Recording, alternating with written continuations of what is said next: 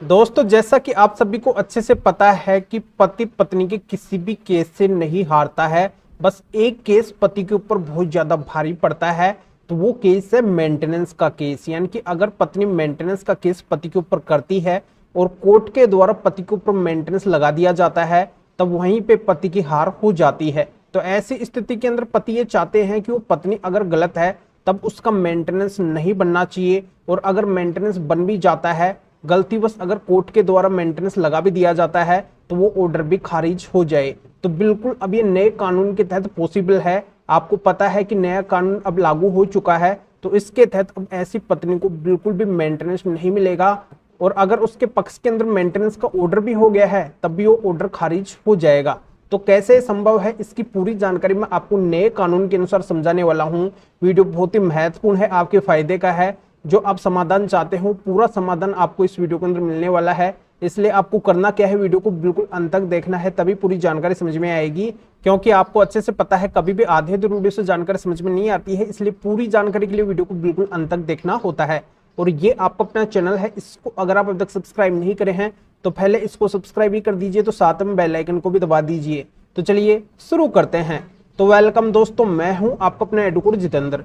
तो दोस्तों, आपको इस बात की भी जानकारी है कि पुराने कानून के तहत 1 जुलाई से पहले जितने भी मेंटेनेंस के केस चालू हुए हैं, मेंटेनेंस के केस चले हैं, उनके अंदर मेंटेनेंस का ऑर्डर हुआ है, तो वहां पे पति को बहुत कम न्याय देखने को मिला है। यानी कि पति के साथ में ज्यादातर मामलों के अंदर अन्याय ही हुआ है। यानी कि यहाँ पे पत्नी की गलती रहते हुए पति के ऊपर मेंटेनेंस लगा है, और पति अगर उस मामले की अपील के अंदर भी गए हैं, उस मामले के बारे में अगर वहां पे भी बात रखे हैं, तो वहां से भी पति को निराशा ही हाथ लगी है। पर अब ऐसा नहीं होने वाला है, क्योंकि आपको पता है कि भारत सरकार के द्वारा नया कानून पूरे देश के अंदर लागू कर दिया गया है, और वो अब लागू हो चुका है। उसी के तहत अब पूरा सिस्टम चलने वाला है। और नए कानून का ये मकसद है कि अब सभी के साथ में न्याय होना चाहिए, अन्याय किसी के साथ में भी नहीं होना चाहिए। तो अब पति के साथ में बिल्कुल भी अन्याय नहीं होगा। यानी कि अगर वो पत्नी मेंटेनेंस लायक है ही नहीं, उसका मेंटेनेंस बनना ही नहीं चाहिए, तो पहली बात तो उसका मेंटेनेंस बनेगा ही नहीं। अगर गलतीवश उसका मेंटेनेंस बना भी दिया जाता है, तो उस मेंटेनेंस को आप खारिज भी करवा सकते हैं। यानी कि ऐसी धाराएं अब नए कानून के अंतर्गत आ गई है, और इसके तहत अब आप पूरा फायदा उठा सकते हैं। गलत पत्नी को पूरी तरह से मेंटेनेंस देने से बच सकते हैं। तो यहाँ पे कुछ प्रावधान किए गए हैं नए कानून के तहत, तो इनके बारे में आपको जानना है। आपके मामले के अंदर भी अगर ये प्रावधान लागू होते हैं, तो बिल्कुल आपको ऐसी पत्नी को मेंटेनेंस नहीं देना पड़ेगा।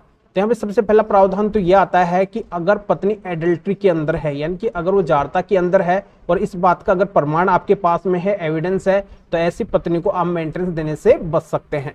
और दूसरा प्रावधान ये है कि अगर पत्नी बिना किसी कारण से ही आपसे अलग रह रही है, तो ऐसी पत्नी को भी मेंटेनेंस देने से बच सकते हैं। और तीसरा प्रावधान ये किया गया है कि अगर पत्नी आपसी सहमति से ही अलग रह रही है, उसको मेंटेनेंस की जरूरत नहीं है, तो ऐसी पत्नियों को भी आप मेंटेनेंस देने से बच सकते हैं। तो सबसे पहले तो यहाँ पे मैं एडल्टर के बारे में बता देता हूँ। एडल्टर का मतलब ये होता है कि पति के रहते हुए अगर वो परपुरुष के साथ में स्त्री यानी कि पत्नी संबंध बनाती है और वो पाई जाती है, इसके एविडेंस अगर पति के पास में है, तो ऐसी पत्नी को पति मेंटेनेंस देने से बच सकते हैं। और दूसरा मतलब यानी कि दूसरा प्रावधान इसके अंदर ये किया गया है कि अगर पत्नी बिना किसी कारण से ही पति से अलग रहती है, जैसे मायके जाके बैठ गई है और उसके पास में कोई उपयुक्त कारण नहीं है पति से अलग रहने का, तो पत्नी भी पति से मेंटेनेंस नहीं ले सकती है। और तीसरा प्रावधान ये किया गया है कि अगर पत्नी आपसी सहमति से अलग रह रही है, उसको मेंटेनेंस की जरूरत नहीं है, और इस बात का भी अगर प्रमाण पति के पास में है, सबूत है, तो पति ऐसी पत्नी को भी मेंटेनेंस देने से बच सकते हैं। तो नए कानून की कौन सी धारा के तहत प्रावधान किया गया है, तो नया कानून है BNSS यानी कि भारतीय नागरिक सुरक्षा संहिता की धारा 144 का सब क्लोज 4 यानी कि 144 का जो सब क्लोज 4 है, उसके अंतर्गत ये प्रावधान किया गया है कि ऐसी पत्नी पति से मेंटेनेंस नहीं ले सकती है।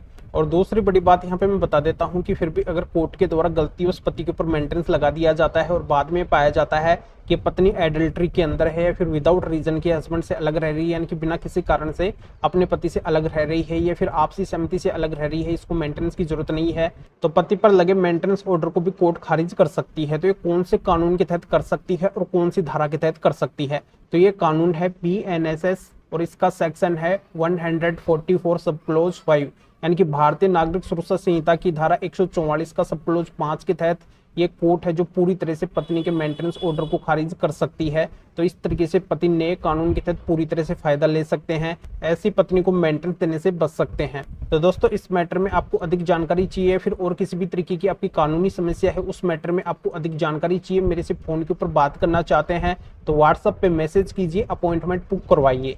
तो अभी आप इस वीडियो को लाइक कर दीजिए और शेयर भी कर दीजिए जो और लोगों तक भी ये जानकारी पहुंच सके। तो वीडियो देखने के लिए आप सभी का बहुत बहुत धन्यवाद।